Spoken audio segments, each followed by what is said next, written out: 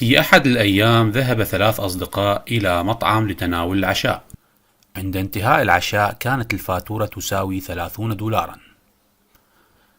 قرر الأصدقاء تقسيم المبلغ بالتساوي، فدفع كل واحد منهم 10 دولارات. بعد أن غادر الأصدقاء اكتشف النادل أن الفاتورة كانت خطأ، وأن المبلغ الحقيقي كان 25 دولارا فقط. قرر إعادة ال5 دولارات إلى الأصدقاء، لكنه وجد صعوبة في تقسيمها بينهم بالتساوي، فاحتفظ لنفسه ب2 دولار كإكرامية وأعاد لكل صديق دولارا واحدا فقط. الآن كل صديق دفع 10 دولارات ولكنه استرد دولارا، أي أن كل واحد منهم دفع 9 دولارات.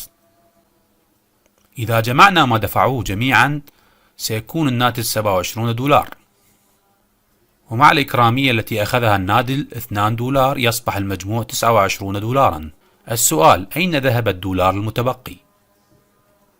خذ وقتك في التفكير.